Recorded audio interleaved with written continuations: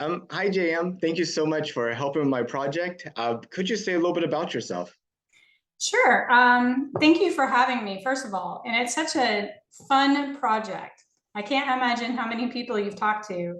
And I am J.M. Tompkins. I'm a dystopian sci-fi author.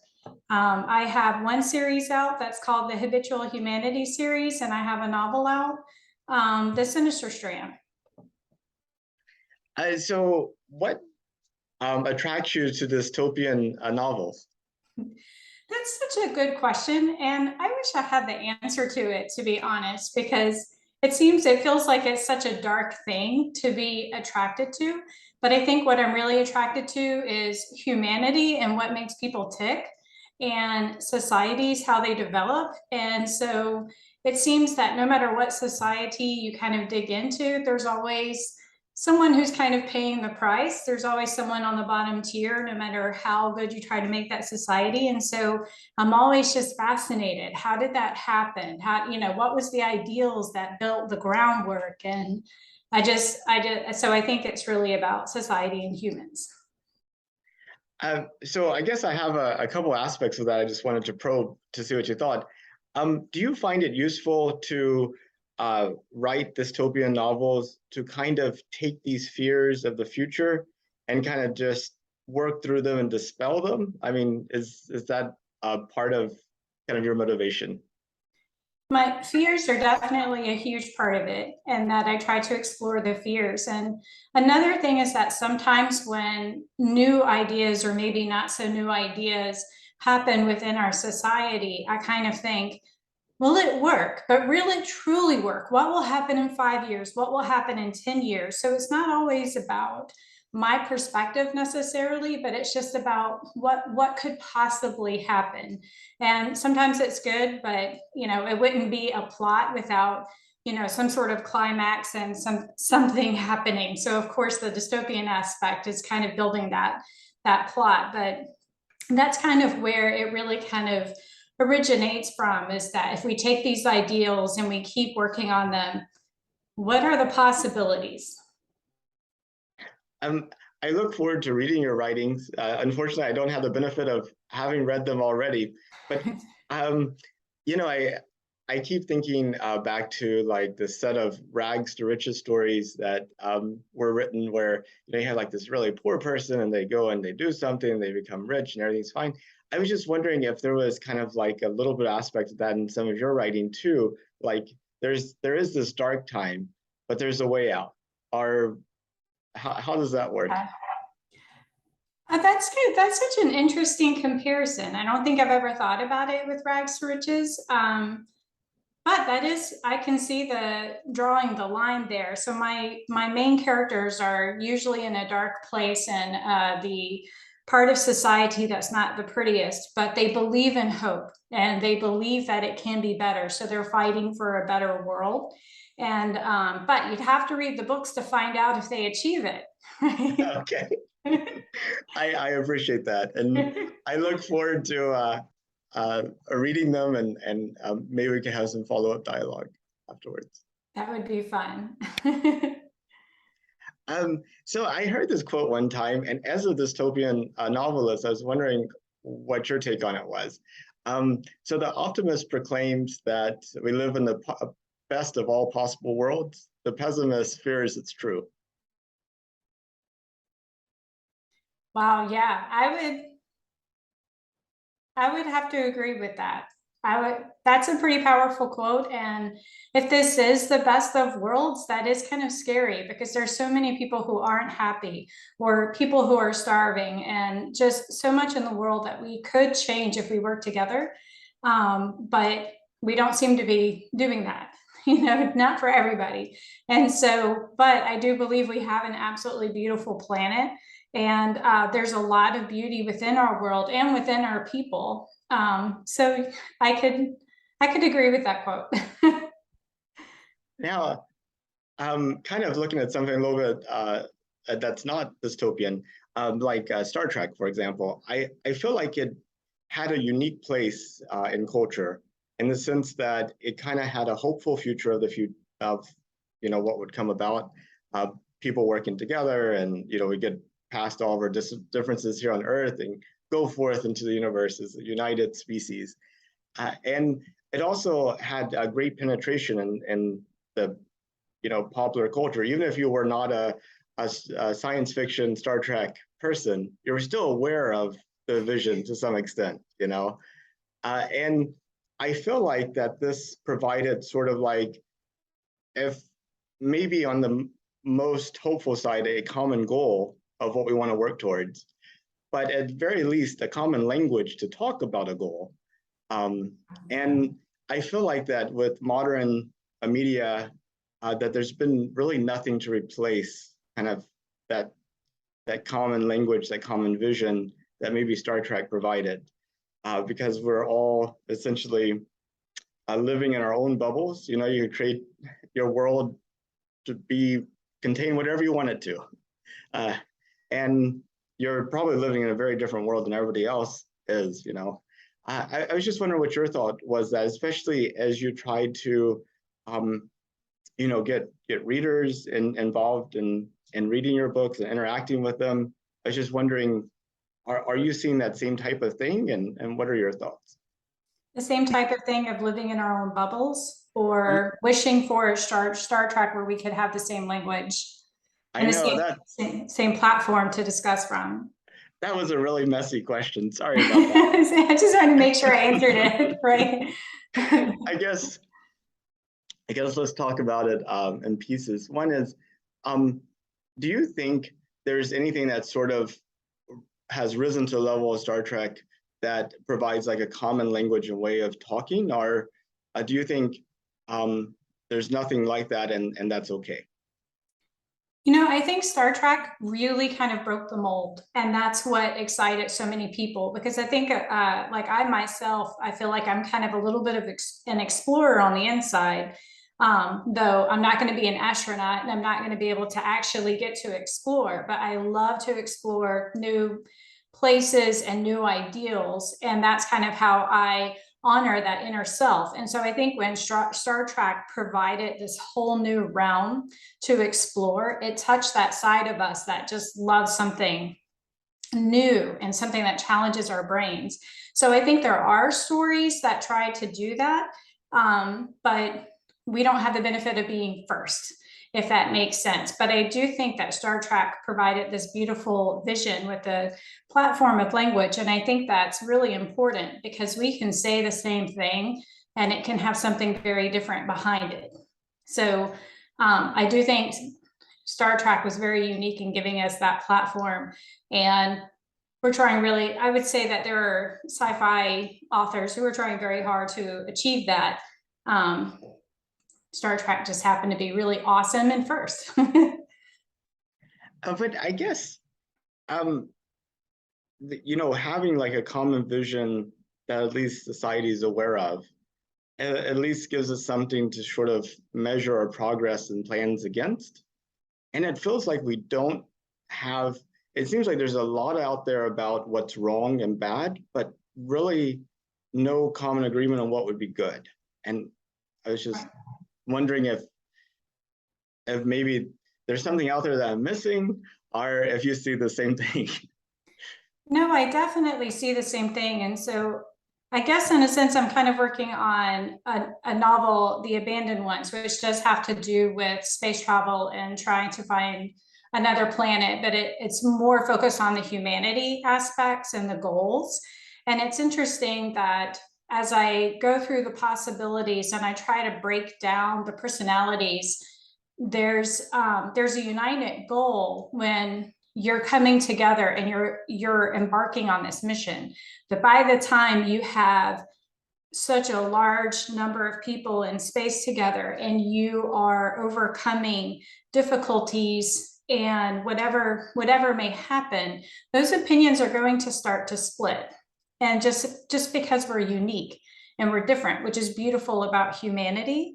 And I kind of feel like that's what happens within our world as well, is that sure, we want everybody to be happy, but I think the opinions on how to achieve that is different. And I think sometimes not sometimes, but a lot of times, it seems as though you can't really completely get rid of selfishness. And I feel like sometimes that selfishness drives the narrative more than helping everybody as a whole. And so that's where, it's really hard to kind of come to compromises. I don't know if I've gotten off topic or if I was able to like wrap that up, but it's such a huge topic of how to get people on the same page. Some people are going to think it has to do with economics and making more money, because more money means more jobs and more people have a job. And then, other people are not going to be about the materialism, because that's ultimately what economics is kind of based on. And, instead of so much materialism, let's help one another. And so I just feel like you just have all of these conflicting views and conflicting reasons for thinking that way. No, that makes a lot of sense. And you definitely see this in everyday life. And it's definitely an engaging story. I mean, it makes characters in stories feel so much more real and have depth, kind of going through that struggle. Um, so, talking about humanity, I've asked a lot of people, did you know we're going to the moon and what do you think about it? And I've gotten all sorts of answers. But I kind of like to talk to you about some of the negative answers I got. So I mean, the common one is the opportunity cost. Why are we spending money to send astronauts to the moon when we have this issue on Earth? And this issue can range from global climate change to poverty to social justice to whatever it is, a war in Eastern Europe, you name it. Yeah. So, I mean, that's just a question of priorities. And that kind of makes sense. And, we can work through that. But I have found a handful of people that actually seem to think that humanity is bad. This comes across language of, we've already messed up the Earth, let's not mess up the moon too. And I kind of get the sense that there's a handful of people that would think that the best thing that humanity could do for the universe is just stay to our planet, see it to the final end and let the rest of the universe carry on without us. And I was just wondering if you've seen any of that in sort of your writing and popular culture, this concept of humanity being intrinsically kind of an evil or virus that needs to be eliminated. Well, yeah, I definitely come across that. And when I think about it, I'm very careful to use the word evil, because then I think that to a lot of cultures or religions, that could mean that something is like influencing you to be evil. And so when we talk about like the platform of language, I think about that word, because that word in some societies has like such a heavy weight to it. So I purposely earlier used the word selfishness, because that's what I kind of, when I look at it, I'm thinking, it's really selfishness. And I think that we can all agree on that term. But oh man, I think that would be so sad if we gave up space travel and science and, moving forward in our future. I'm just going to keep hoping that we can become a better species. That's going to be my take on it. Yeah, I tend to think, becoming a good interplanetary, intersolar species, it's sort of like becoming a parent, a good parent. There's like nothing you could do other than actually go through the process. You learn so much by being a parent, Yeah, I have to agree with that. And we are probably going to make mistakes when we go somewhere else, but just as any generation, we have to learn, and then we have to pass on that knowledge, and we have to learn from our mistakes. So I think history is very important to know what we've done. And so I have to agree with you. You have to be a parent, and then you kind of like trial by fire. You're just going to get thrown in and figure it out. So I would also apply that, because we've never truly done space travel on that level, or like inhabited the moon. We've never inhabited another planet, and we're just going to have to learn from our mistakes as we do it. And talking about the moon, so when did you find out that we were planning to go back to the moon? Sadly, when I was looking into the Artemis program and trying to prepare for this podcast and knowing what your goal was. And I knew that we had a new goal, but when I started digging down into it, then that's when I realized that the eventual goal is to put humans back on the moon again. So. And so, I mean, the new program, as you mentioned, was Artemis, the sister of Apollo. And the Artemis 1 launch is actually less than 20 days from now. It's like the 29th of August. It's not going to have anybody on it, but it's the same rocket and the same capsule that's going to take astronauts to the moon, hopefully in 2024. I don't feel like anybody knows about it. Yeah, I think it's interesting that not a lot of people are talking about it. Some people are talking about it, but it's not like a main conversation. And perhaps because we've had so much going on, and the conversations seem to be more around viruses and health crisis and elections and definitely war. I mean, we have some pretty serious concerns on this planet right now. But I think those of us in the community the seats, the viewing areas for the launch sold out immediately. So there are definitely enough people to know that's supporting it, that's really excited about it and kind of sharing it. But I do think like the kids that my son is in elementary school, and they're pretty excited about the rocket launches and everything that's happening. And I think that's really cool to see that in that generation, that they're pretty excited. So I do think there is some buzz. So your son knows about it. Yeah. How did he find out? Well, we play the NASA channel for him sometimes. And I took actually the Tellus Museum, we put that on there. I've got my periodic table cup from the Tellus Museum. And so we went in there and we got to see like all the displays from some of the rockets and some of the stuff from past launches. So he's getting more and more excited about it. And more excited about space. So I think that maybe that's part of my age group, is that his interest keeps my interest going, because then I have to answer his questions and tell him whatever's happening. So yeah, I wish I could have gotten tickets so that we could go and watch the launch, but maybe next time. Yeah.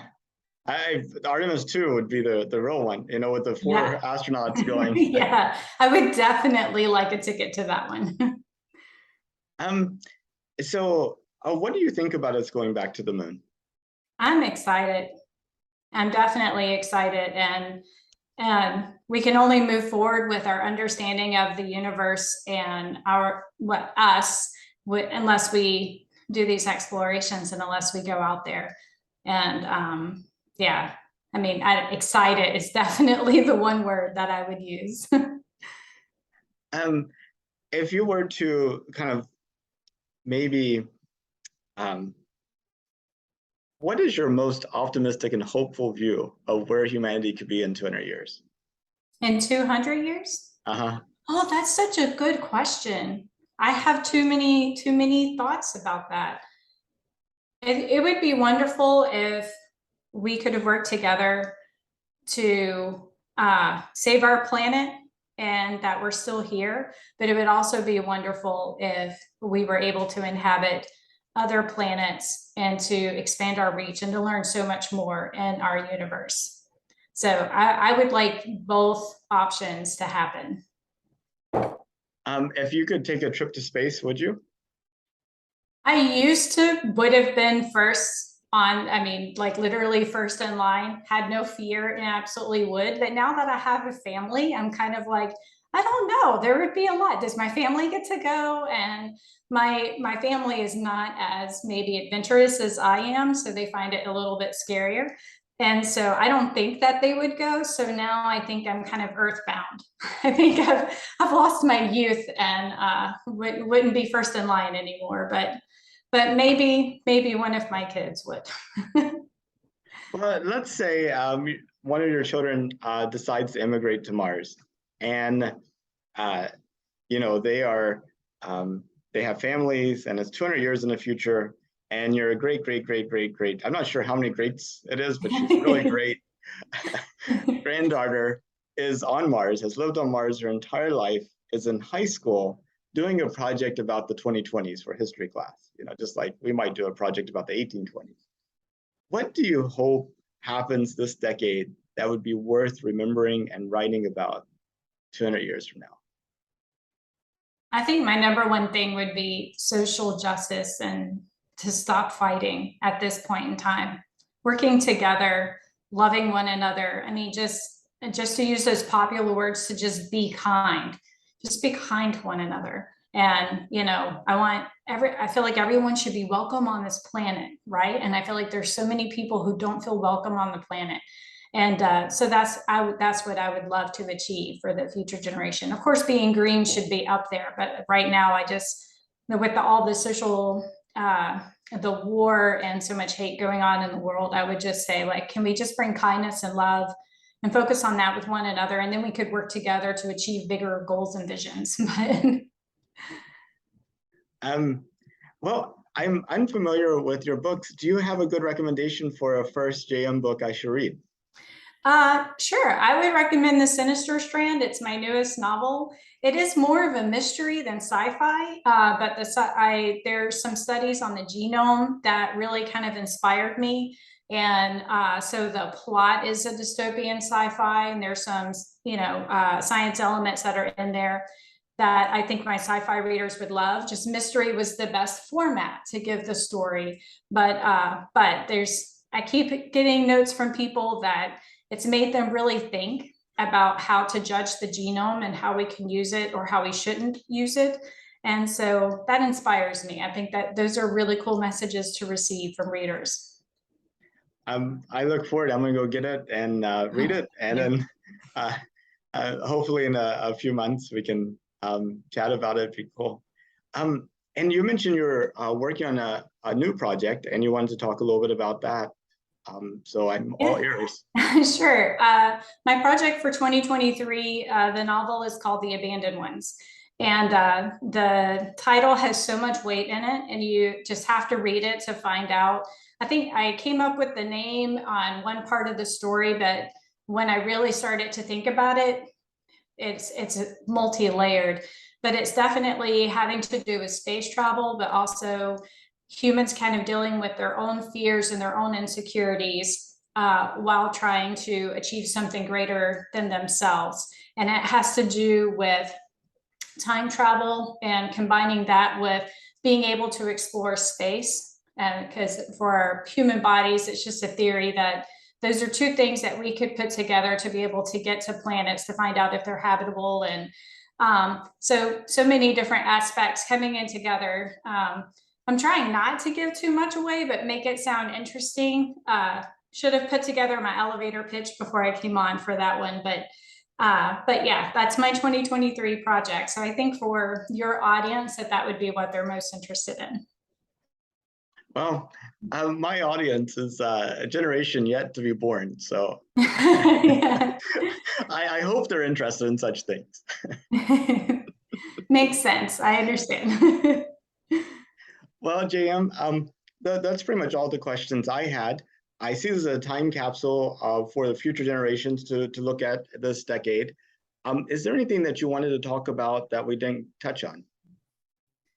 Ooh, I don't. We talked about so much. No, I can't think of anything, because I think all of our big topics we brought up, which would be space travel, taking care of one another, working towards a green planet. All of those things are pretty much the most important aspects. So I think it would just be like, please just love and respect one another. It would be my main thing for the future generation. Think critically. How about that? Think critically. Yes. Yes. Don't believe everything, but you do need to believe something. Yeah, I have to agree with that. My quote, we may not be able to deny the darkness, but we can seek the light. Just always seek the light is what I would definitely leave out there. Well, JM, thank you so much for your time. And if you know anybody else willing to have a conversation with me, I have over 800 more days to the end of my project, which is at the end of 2024. So I definitely would appreciate anybody. Absolutely. I've got some names in mind, some really brilliant minds I think you would love picking at. And thank you so much for having me. It's been a joy. You have a good rest of your day. Bye-bye. You too. Bye.